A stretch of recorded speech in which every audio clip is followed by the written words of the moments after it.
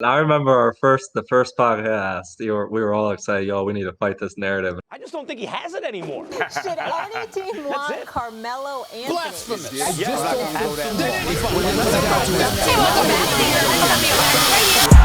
sir, Carmelo. What's going on, everybody? Welcome back to another episode of Control the Narrative, a podcast where we control the narrative that the media creates. If you're new around here, subscribe to catch our weekly podcast on YouTube, Apple Podcasts, and Spotify. And if you're a returner, a subscriber, or better yet, a Control the Narrative member, we appreciate you as always. Episode 92, just throwing this out there, I feel like that was the best intro I've ever done. Maybe not ever done, but like in a minute. That was just straight through, looking directly at the camera. On YouTube, you're welcome for staring right into your soul. I'm in a laughing mood right now. We got a close buddy of mine on tonight, so I say let's just get right into it. Second time on the podcast, my guy Kyle. Kyle, welcome back to Control the Narrative. What's up, bro? OG narrative controllers, bro. OG, man. If you've been watching the podcast for a minute, you know that you've seen Kyle's face before. If you've been at the Black Ball screening, you've seen Kyle's face before. If you're anywhere on Twitter, you see Kyle's face because we were just fucking around before how this dude posts a selfie and he gets like 40, 50 likes on Twitter, and you don't really see that too much from a guy. So respect Kyle, but happy. That ain't the guy they're liking, bro. Come on, fam. Yeah. I appreciate it, but let's get into it. It's the love, man. It is. When you're wearing a jersey like that, man, it's easy to get that love. Yeah. Syracuse for all those listeners, not watchers. I've had this for 19 years. Respect. But let's talk about this LA team that Melo's on right now. It just seems that whenever Melo gets hot, whatever team it is, whether it's the Lakers, Blazers, OKC, Houston, all these teams, they don't just let him keep going. I just want to get your thoughts on why you think any team that he's been on over the past few years, not named the New York Knicks or the Denver Nuggets, obviously, won't let him keep going, especially on a night where his shots are going in. Still don't understand. Because it happens every single year, and I'm looking at all the stats. I mean, he's playing 3 more minutes this year. He only played 24 minutes last year in Portland. He was playing behind. We don't even need to get into the names. Yeah. But Derrick dude, Jones. I don't know. Like the other night, he was off in New York. They still got him 14 shots, but then he'll start like 4 of 6 and then not get a shot until the third. I mean, Vogel, personally, I've never been a fan of him. Me neither. I thought he was overrated on the Pacers. I didn't ever really like him on the Pacers. They had a good squad, that team. That roster, yeah, they had good teams. Yeah, but that Hibbert block, man, no, I'm good. I know. We don't have to get into that, trust me. But it really just don't know, man. I mean, they just go away from him consistently, but it's every game. I mean, he's shooting 37 to 99 the last in November. So he's only shooting 37%. So he's down from 50% that he shot in October, which is ridiculous. No one's going to keep. From 3 or from the field? From the field. Got it. So he's from 3, he's shooting 37. From the field, yeah, he dipped 10% in field goals. So he's dropped dramatically, but that goes with rhythm. They're just getting blown out every single game or going into OT. He played 38 minutes, 43 minutes. And he's 37 years old. That man's 39 years old. Yeah. And he put up 13 shots in 43 minutes in a triple OT game against the Kings. Meanwhile, Anthony Davis had the worst percentage ever in tracked, shooting 14%. He was just jacking everything. I don't know. I'd like to hear an answer from anybody of why that is a thing, but it has been happening because it never happened in New York because he was the only one who could make a shot. When he's hot, they just dish it off. The other game I was watching, they started him off even with the Knicks, even when he was playing the Knicks on the Lakers the other day, he made 2 shots within 3 buckets, and then they just stopped going away and then they give him another 2 shots, and it's just turnovers. Let me ask you this, Scott. Do you think it has anything to do, because this is my theory. Obviously, none of us have an answer. We're not going to be like, yo, this is the exact reason, because we're not on the fucking coaching staff. Unfortunately, why? I don't know. We really should be. But do you think it has anything to do with players, coaches, and like before, after games, between games, whatever, the front office being like, all right, cool. Melo got his few shots. Now it's my turn to get a few buckets. Or like, cool, all right, Melo hit 2 in a row. Now let me hit 2 in a row. Like he got his. He's on a vet min, or, he's lucky he's in the league. Do you feel like that has any influence on Melo's shot attempts? From the front office and everything like that, I still believe it, yeah. But from the guys on the team, there's no reason Taylor Horton-Tucker should ever have more shots than Melo in a game this year. I agree. There's no reason. I don't like, and that happened last year with Anthony Simons, and there's just all these scrubs, like people that are going to probably be like at best maybe like a starter, and they're all playing over Melo. He still could put you in 30-point range, and they just stop giving him shots. But yeah, that's what it is, man. I'm convinced that that's what it is, because I just feel that, again, it's this narrative around Melo from the players. Obviously, I don't fucking talk to the players. I don't know what they're thinking, what the coaches are thinking, but it just feels like when Melo hits a few shots that the players are like, all right, cool, he got his, now let me go get mine. And I think I do agree with that for sure. It's weird, bro. And like what a lot of people not forget, but don't remember is that if Melo is hitting shots, it helps the team win. And if it helps the team win, this team is 500. We're not sitting here acting like the Lakers are 10 games over 500, 20 games into the year. And we're like, yo, like, please give our boy a few shots. Like this guy's shooting 42% from 3. Yeah. He's the best shooter on the team, and he's getting 6 shots in the game. And funny enough, for all the analytics, he is the lowest in assist to turnover in the whole team for anybody that plays meaningful minutes by like almost. Austin Reeves is actually number 2. So him and Austin Reeves, and then and everybody else is up at that 1.8. They almost the whole team, like 6 players are averaging almost 2 turnovers, like 2 assists. Like that's bad. Yeah. Which leads into all the stats I just finished digesting over the course of this day. And here's one more stat for you. Guess how many, I asked this in the Discord or on Twitter. Discord or Twitter. Guess how many times since Melo signed with the Rockets, Melo's gotten 20 shots in a game. So the Houston 10 games, both years in Portland and so far. Guess how many? You know what? Without looking, maybe I want to say 2. 3.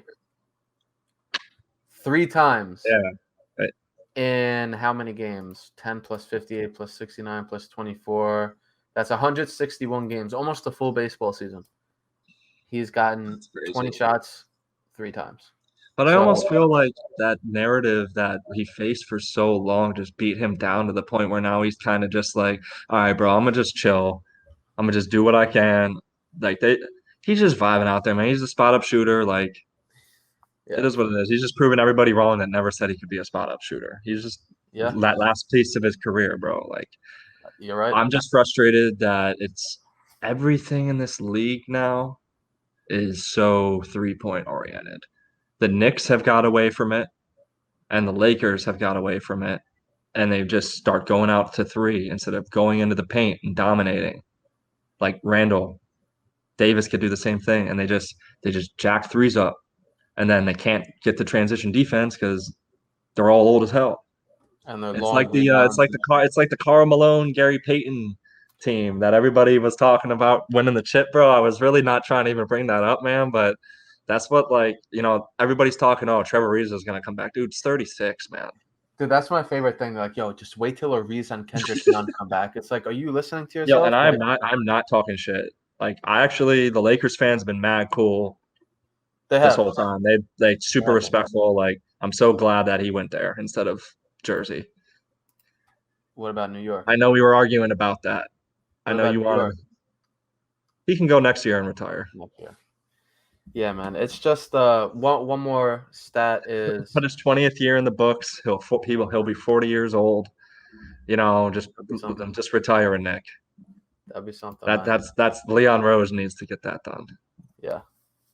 One last stat I just want to bring up is, sometimes I talk to people and they're like, yo, he's only averaging 0.3 less shots a game this year than he was last year, which is true. 11.3 last year, 11.0 this year. But the most important kind of piece of context with that is that last year he was shooting 4.7 threes a game, and this year he's shooting 6.1. So over half of his shots now are threes. And what that tells you is he's sitting in the corner. He's not getting isolation shots, so 6 out of the 11 are threes. That doesn't mean every single other one is a mid-range. Some of them are layups. Some of them are offensive rebounds, whatever the case is. No. One-foot dunks. Yeah, one-foot dunks. And, again, we kind of knew that this spot-up role was going to come. But my whole gripe with all this is that if he's feeling it, keep feeding him the fucking ball. Run him off a screen. Let him run pick and roll. Feed the dude shots. Because somebody tweeted this too. I should have had this on hand. The Lakers aren't good enough to have their best shooter take 6 shots a game, especially when he was 4 of 6. That's not like he's 0 of 6. He was 4 of 6, 2 of 2 from 3. So I just don't understand it. And I thought about it. I'm like, is this just the Melo stan in me that's just holy shit, bro? Just give my favorite players some more shots. And I really don't think it is, just because the team isn't good right now. So if the team isn't good, and Melo can contribute in a better way and more efficient way and just more quantity, I don't understand what the holdup is. We'll see what happens. You fed up with this shit, bro. Bro, I'm so fucking fed up. All these years later, man. I remember the first podcast. We were all excited. Yo, we need to fight this narrative. And now it's like, yo, these motherfuckers. My ball only gets 6 shots. So from where he was at, I'll take him getting 6.1 shots a game. For sure, but Westbrook is just. All right, let's talk about the Lakers team as a whole right now, because. Yo, real quick, sorry to interrupt if you're watching on YouTube or listening on Apple Podcasts or Spotify, but just wanted to let you know that we have merch at Control the Narrative, and it's pretty fire, in my opinion. This is the Pixel Melo t-shirt that I'm rocking. Anything from Cuse Melo to New York Melo, Hoodie Melo. On this shirt, we got Scapegoat merch, we got Blackball merch, we got just regular Control merch. Shop CTRL the Narrative.com. T-shirts, hoodies, hats, beanies, stickers. Shop CTRL the Narrative.com. I think I got my point across. Go check it out. I bet you'll find something you like. Appreciate the support as well. Obviously, the merch sales help us fund these podcast episodes that we get to record every single week. So appreciate you. And back to the show. We're just talking off camera. It's like, I had our boy Manny on a few weeks ago. And he thought this, and there's other people who think this too, just give them time, that they have a switch that they can flip. Do you agree with people like Manny who are like, yo, they're going to flip the switch in the second half? Do you think there is a switch to flip, I guess, is the real question? I mean, it's 22 games into the season. Quarter of the way. 60 games left. They're only 4 games back. I mean, there's no way they can't. I'd be surprised if they miss the playoffs. Russ just got to slow down. Like bro was saying the other day, that's my boy, but he does some dumb shit. I fuck with Russ his whole career. I've always his athleticism. I mean, all that, but that man is just reckless. And I was even watching a highlight video about him and James the other game, the Kings game. They got 2 back-to-back fast break layups. One was a nasty throwdown. The second one was him running right into the paint and fumbling it, and then James stumbling out. And so, I mean, do I think they could flip a switch? I mean, right now they are bottom 5 in everything that matters. In defense, right? In defense, they're second to last in defensive rating, which I was actually surprised to find the Sixers actually the worst. And Mr. PG-13 over there with his 27th ranked defense, when he's Mr. All-Pro defense that he gets so touted about. and had to throw a slide at him. Sorry. Respect. Let's see. But, I mean, points allowed, 29th. Offensive rebounds and assists allowed, 28th. Rebounds, 26th. You're 22 games in the season. The only thing you're doing well is stealing and blocking and turning out and getting turnovers. But that means you're getting more turnovers because you're giving them up, and you're literally top 5 in turnovers too. Like, you're 23rd. So overall, it's a nightmare. But do you think those are all believe fixable? it or not, I cannot believe I'm saying this, and I'll put it out because I actually thought about this the other day. I don't really hate LeBron at this point anymore because of what happened to Kobe. I appreciate LeBron, dude. What he does in this year, he's incredible. I'm never doubting LeBron, ever. And Russ, when that man taps in, if him and LeBron get that rhythm, it don't matter who the fucking coach could be, Bugs Bunny. Like, in my opinion, like, it's year 19, but ever since that ankle injury from last year, LeBron's missed 54 games, which is more games than he's ever missed in 18 years. So, like, it's coming to the end, man. Like, it's these like guys like last like hurrah, like the whole team. Maybe like they got this one or 2 years, but do I think they could turn it over? You think it's just health and rhythm? That all they need to do is just stay healthy, and that they'll get They're really bad. It's more than just communication. Like, they're really bad. Like, all their sets are terrible.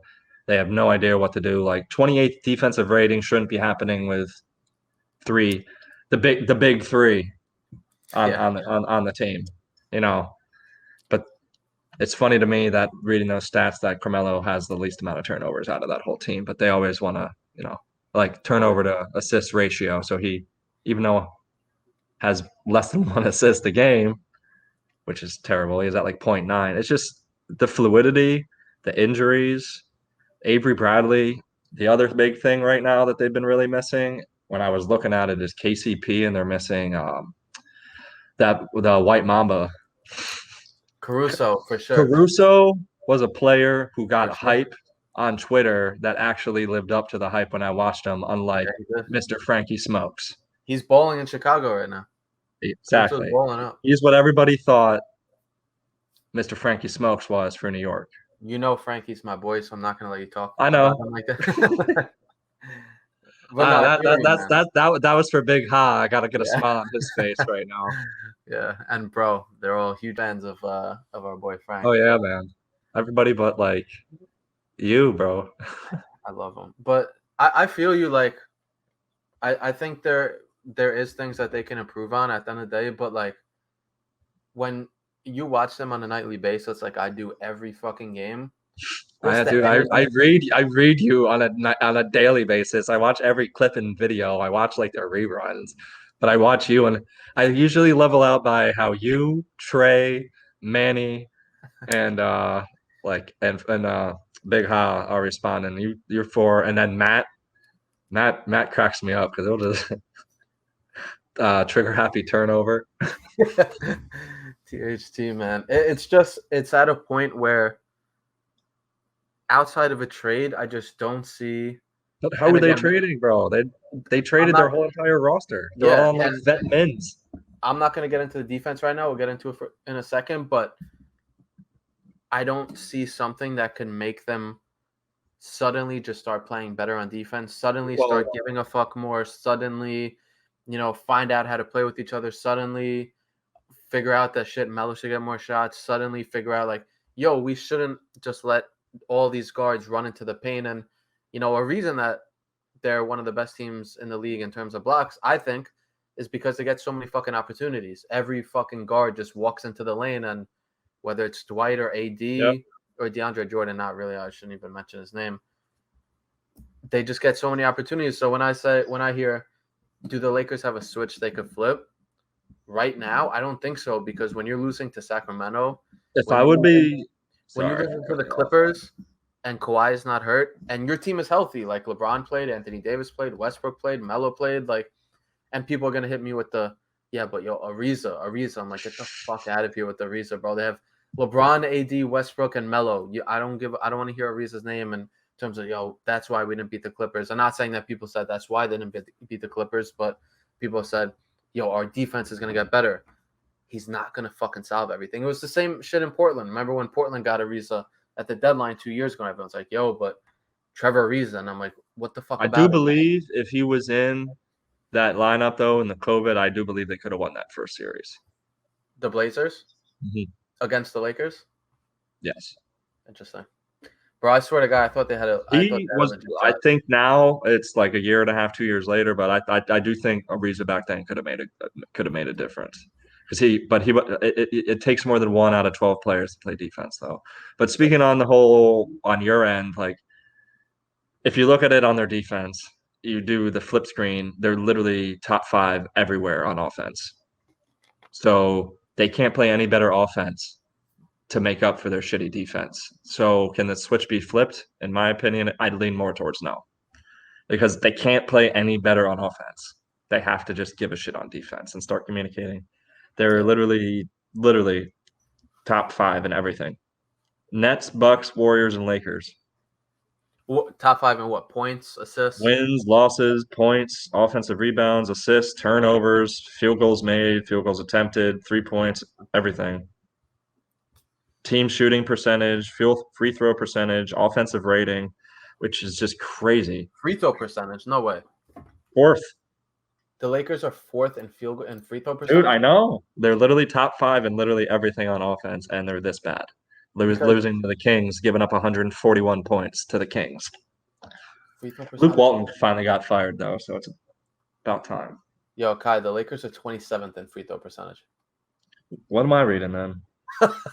Are you looking at last year's stats? Yeah. Maybe it's doing something. I was going to say AD gets a lot of free throws. Westbrook gets a lot of free throws. LeBron gets a lot of free throws. And none of those guys are great free throw shooters. Oh, never mind. The Lakers are 27th. Yeah. I reversed it. I was reading it backwards. Yeah, so they're bottom 5 in offense. Because them being 5th means that they were 5th worst. Okay. That makes sense. Because I was like, wait, if they're top 5 I was really surprised there because that's. So I was gonna say if they're top 5 in maybe offense, I'm just reading a bad thing. I'm not even gonna look at that. So perfect. This is a perfect example where they're bottom 5 and all that shit, and they're not utilizing Melo to his full strength. Perfect example. So their net rating, they're worst, which is surprising. They're actually, and what makes it even worse, to add to the switch, they have played the easiest strength of schedule through 24 games. So it's not going to get any easier. Great point. And how many fucking home games have they had? They've played a bunch of teams that are not expected to be great, and they're 500. Yep. It's still 60 games. Yeah. But I don't think with the way they're constructed, it's not a championship contender. I don't think they can touch the Suns right now. They're Suns and the fucking Warriors, man. Goddamn. And then Clay's gonna come back, man. It's just crazy, dude. It's like scary. It's happening all over again. And they have Wiseman still. People forget about Wiseman, the 2nd pick last year. Yeah, because they tanked for 2 fucking years. Everybody tanked and everybody got rewarded, but and then the Knicks, Hey, we got IQ, man. We got IQ. We finally got some decent draft picks. I love RJ though. All right, last interruption, because if you're watching or listening to the podcast for this long, you probably fuck with us. And if you fuck with us, you'll probably fuck with all the perks that you get from being a Control the Narrative member, whether that's access to our invite-only Discord where we're talking basketball all the time, or opportunities to join the next episode of Control. So whenever we need a guest, I go in our Discord, I say, yo, who's free? Who wants to hop on the next episode? And I pick from there. You get 20% off merch forever, and then you also get member exclusive merch, all by being a member. Tiers start at $2 a month. So if you fuck with us, go check out a membership, CTRLthenarrative.com, and I will see you in the Discord. All right, back to the show for good. Let's talk a little bit more about that defense. You said some stats before, and I just want to know, in your opinion, from looking at those stats, what do you think the Lakers' biggest issue is defensively right now? Obviously, it's not blocks because they're top 5, I think you said. But, when you watch them, when you analyze them, the way you analyze them, just what do you think is their biggest issue? The biggest issue is turnovers on the other end. literally they're getting at top 5 on the other end, but their biggest issue is turnovers on the other end, and then that leads to fast break, and they're all old. They don't have the legs that they once had, and a lot of these teams are all every team like the Kings. A lot of teams are getting young. They have the oldest roster in the league. Like I said, it reminds me of like the old Lakers teams. Except LeBron's still great. If they get healthy, I think they could beat anybody. But it's just a matter. I like the way LeBron's taking accountability. He's not letting it all go on Frank. Because he knows he built his team. Yeah, exactly. He built the team, so he's not going to blame blame Frank for that. Great point. I mean, but these guys are still talking like a month ago, thinks his defense can still be elite, at the end of October, and now it's still dead last. Like, they're in there working, so, like, I mean, the only good defensive player on their team is Reeves and Bradley. I mean, some would say Dwight, but I don't even think he's like a big. But like Dwight's decent. And then don't even get me started on Bazemore. That dude's like all the other like literally Melo should be starting every game, but then they don't have a second. They don't have anybody to come out on the second unit. Yeah, I mean Monk maybe, but I like Monk. Monk is good. He's Monk just super. He's built for LA though. Yeah, he is. Yo, when I watch this fucking team, man, I just think it's insane to me how, and again, this is almost an impossible feat nowadays when you have all these explosive guards in the NBA. But the fact that the Lakers have, again, we said this in Portland, where it's like the guards in Portland weren't unathletic. It's not like they had small, chubbier dudes who couldn't move laterally and all this shit. Like Ray Felton. Like, exactly. Like, Dame and CJ are pretty athletic dudes, and you look at the Lakers, you have fucking Russell Westbrook, one of the most athletic players ever. You have Bradley, like you said, you have Reeves, you have Ellington, you have Monk. All these dudes are pretty athletic dudes, and the fact that none of them, not a single one of them, can keep anybody in front of them is just insane to me.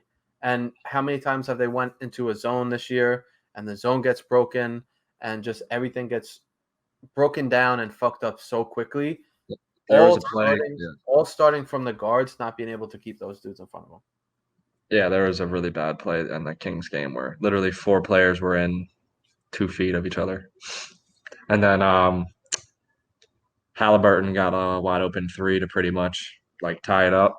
I mean, you blew like a 12-point lead to the Kings. You just can't lose to the Kings and be taken seriously. Yeah.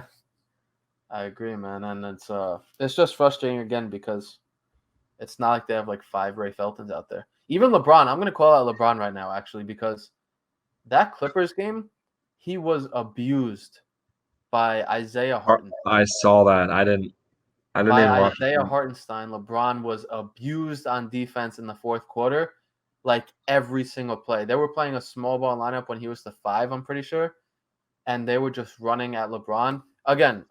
I'm going to look in the camera. Isaiah Hartenstein was abusing LeBron James on defense in the fourth quarter. And the Clippers, I think they had like a 3 or 4 point lead at the time. They pushed it back up to like 10 or some shit. Then the Lakers had to fight back. And like the fact that that's where we're at, I don't care, how old LeBron is or anything. If Isaiah Hartenstein is the guy who's beating, apparently this all-time great defender and, all this shit, then there's some serious fucking issues. So I want to call LeBron out just because that's a lot of people. That's a lot of people. That was Melo, Kyle. That would be fucking all over Twitter. His defense last year and the year the 1 year when they were really bad when they missed the playoff, dude, he didn't even care. LeBron, oh yeah, I know. Nothing happened. I know. He just made $41 million and made Space Jam, and no one even bothered him. Yeah. He's making $41 million while Melo's making $1 million. It's fucking criminal. That's not how you do your boy. Sorry. Well, it's also not how you do your boy a couple years after signing Jared Dudley over. We got to bring that up, man. I'm in a good mood. Wait, real quick side note. What do you think of Space Jam 2? Never watched it. I don't like LeBron like that. All right. Respect. I don't like LeBron, but I watched it. I thought it was okay. I just didn't really ever go out of my way. I still got to watch Space Jam with Cora first because she's never watched Space Jam. Fair. No, not fair. Like, I don't know where she was born. No, fair. That's you have to still watch that before you go watch the second one. Well, Show her the second one too after that. You can't watch A Quiet Place 2 without watching A Quiet Place. Next time you come back on, please let us know how much she hated Space Jam 2 and how she thinks LeBron's the shittiest actor and was corny and that Jordan's the GOAT. I just need to hear that on the podcast this one time. She knows who Michael Jordan is. But no, she likes Steph Curry. Steph Curry is the only player she likes. Who doesn't, man? Who doesn't? Yeah. Kai, I appreciate your time on this pod, man. I had a few questions, and I was just like, cool, let's see how long we go. But as you know, before we let our guests go every single episode, we allow them to control a narrative. Doesn't have to be Melo related, doesn't have to be basketball related, doesn't have to be sports related. So if you have one, I'm going to give you the floor and let you control a narrative. Positivity breeds positivity, my friend. Everything I've ever earned in my whole life is from hard work, dedication, and respect. I went out of my way to pay respects to you for getting your show, man. Because it's about love. You don't do things to get anything in return. You do things to just be a good person.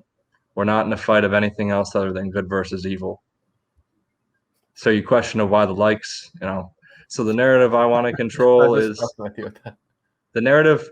That is a brief message, but the narrative I want to control, honestly, is I really want to get Michael Beasley back in the league. Okay. I need to get Jamal Crawford back in the league. We need to get Joe Johnson back in the league. It is ridiculous that we have these shooters just stuck out of the league, just people that can still play because they'd rather play Sekou Deboya and a whole bunch of I just picked a random name. I don't know. He might be doing well. Don't call me on that. I think he plays for the Pistons. He's averaging 18 a game. What the fuck are you talking about? Yeah, I don't. But or just some random dude someone like 13th string, those guys. It's not just Melo that is getting blackballed. And even saw today that nice 56-point game against the Utah Jazz in the Stockton. Shout out Chris Jackson, also known as Mahmoud Abdul-Rauf, one of my favorite players. But it's a lot of just, people that don't want to conform. Jamal Crawford putting up 100 points. So Michael Beasley and Jamal Crawford. I love those guys. Get them back in the league. Let's also throw in IT. Oh, well, that doesn't even have – I mean, the way that Celtics did that, man, they weren't getting any good graces. I'm so glad Danny Ainge is gone. That was the dirtiest thing I've ever witnessed in sports. Yeah. Agree, man. And they had all those picks. I still don't know what – and he played what? He came in. He played a game. He played 2 games for the Nuggets, got 20 points. The Pelicans, who he played for. The Pelicans. Teams. And then they just cut him. So I don't know. I don't know what the deal is. So him, he's probably the top of the pack. But Joe Johnson, dude, he's not coming back. But dude, he was in the Big Three. Yeah, the Big Three for 4 years, just it's like MVP every year, and dominating people. Remember when people said that Melo should go to the Big Three? That was good times. Joe Johnson shouldn't have had to go either. But it's mid-range. It's shut the fuck up, bro. And then the last thing, besides all that, mid-range wins games. So the narrative that 3 points, no. Mid-range wins you games. Mid-range has disappeared. Mid-range always comes back in the playoffs, a la Devin Booker, Chris Paul. People need to work on that mid-range. And guess what? You know who's doing it at an MVP level this year? Not Julius Randle. In Chicago, DeMar DeRozan and the Bulls. Oh, I know. I wanted DeRozan and Ball on the Knicks, but I was crazy. Yeah. I wanted DeRozan because of how great he's always been and how great he would have fit into our defense, but he shot mid-range. Meanwhile, his first, what was it, 18 freaking first games for him. He got more points than fucking Michael Jordan, like He's killing it. ever. Like He's Michael Jordan killing had like 416 points and fucking DeMar, and it was against the Knicks too. You know, he got more points than Jordan did in the first 20 games of the season. That's just ridiculous. But He's you know, killing it, man. but Evan Fournier, which Yeah, man. not bad. But I would have taken DeRozan all day. We had the space, and now we're kind of just in this. But I'll that's tell you not what, for this. next summer, let's take Melo, and you can come back for every Knicks game, and we could get season tickets, deal? Yo, I need to get to a game at the MSG. I know. I'm looking in Miami and Orlando all the time. I'm gonna try to get to that Orlando one later on in the year. Hopefully they win that one. Knicks or Lakers? The Knicks. Okay. Respect. The Lakers, I can't even. They'll play maybe later, but Yeah. not quite sure. Respect, Kai. Well, been a long time coming. I think the last time we had you on was like over a year ago. I'm pretty sure it was Episode like 42 or something. 40. Yeah. All right. So we're on 92 right now. So literally, and we don't do a podcast every week, obviously with the off season and shit. So it's well over a year. But my guy, I appreciate your time. Thanks for coming on and blessing us with that smile that gets 40 likes on Twitter every single time. Just fuck with you now. Pause, bro. Appreciate your time, my guy. Appreciate you too, bro. Love. Okay.